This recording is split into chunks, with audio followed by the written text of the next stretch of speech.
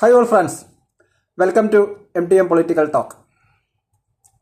നമ്മുടെ അയൽപക്ക രാജ്യമായ ബംഗ്ലാദേശ് വീണ്ടും അരക്ഷിതാവസ്ഥയിലേക്ക് പോവുകയാണ്. ഇതിന് മുൻപ് ചെയ്ത ഒരു വീഡിയോയിൽ ബംഗ്ലാദേശിൻ്റെ അരക്ഷിതാവസ്ഥയെക്കുറിച്ച് വളരെ വിശദമായി പ്രതിപാദിച്ചിരുന്നു. വിഷയത്തെക്കുറിച്ച് കൂടുതൽ അറിയാൻ താല്പര്യമുള്ളവർ ആ വീഡിയോ കൂടി കാണുക. വിഷയത്തിലേക്ക് വരുന്നതിന് മുൻപ് നിങ്ങൾ ഈ ചാനൽ സബ്സ്ക്രൈബ് ചെയ്തില്ലെങ്കിൽ ഇപ്പോൾ തന്നെ സബ്സ്ക്രൈബ് ചെയ്യുകയും എന്ത് അഭിപ്രായ നിർദ്ദേശങ്ങളാണ് എങ്കിലും അത് രേഖപ്പെടുത്താനും മറക്കരുത്. വീഡിയോ ഇഷ്ടമായാൽ ലൈക്ക് ചെയ്യുക. ബംഗ്ലാദേശിൽ ഇന്നലെയാണ് പുതിയ പ്രക്ഷോഭം ആരംഭിച്ചത്. നിരവധി മരണങ്ങളും പരിക്കേൽക്കുന്നവരുടെ സംഖ്യയും വർദ്ധിച്ചു കൊണ്ടിരിക്കുകയാണ്.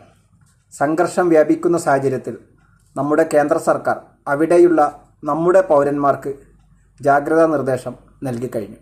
സംവരണ വിഷയമാണല്ലോ ഈ പ്രക്ഷോഭം പൊട്ടിപ്പുറപ്പെടുവാനുണ്ടായ കാരണം.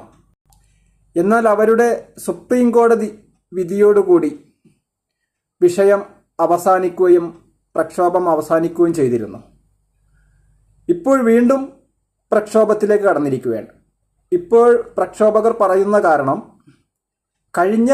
ഇതിന് മുൻപ് എന്ന് പറഞ്ഞാൽ ദിവസങ്ങൾക്ക് മുൻപ് നടന്ന പ്രക്ഷോഭത്തിൽ സുപ്രീം കോടതിയുടെ വിധിയോടുകൂടി ആ പ്രക്ഷോഭം അവസാനിപ്പിക്കുകയും സംവരണം സുപ്രീം കോടതി മരവിപ്പിക്കുകയും ചെയ്തിരുന്നു.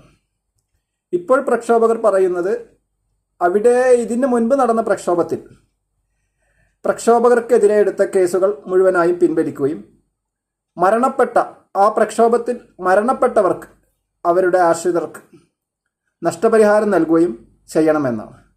തത്വത്തിൽ ഇപ്പോൾ പ്രക്ഷോഭം ഒരു സർക്കാരിനെതിരെയുള്ള സമരമായി മാറിയിരിക്കുകയാണ്.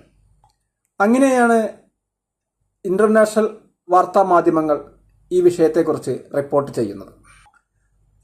ബംഗ്ലാദേശ് സർക്കാർ അനിശ്ചിതകാല കർഫ്യൂ പ്രഖ്യാപിച്ചതിനു പുറമെ പൊതുജനങ്ങളുടെ സുരക്ഷ കണക്കിലെടുത്ത് തിങ്കൾ, ചൊവ്വ, ബുധൻ എന്നീ ദിവസങ്ങളിൽ പൊതു അവധിയായും പ്രഖ്യാപിച്ചിട്ടുണ്ട്.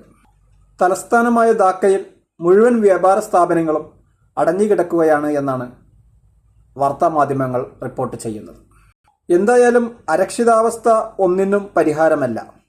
കൂട്ടായ ചർച്ചയിലൂടെ അവിടുത്തെ അധികാരികളും രാഷ്ട്രീയ രംഗത്തെ പ്രമുഖരും കോടതികളും എല്ലാം കൂടി നല്ലൊരു തീരുമാനത്തിലെത്തട്ടെ എന്ന് നമുക്ക് പ്രത്യാശ പ്രകടിപ്പിക്കാം.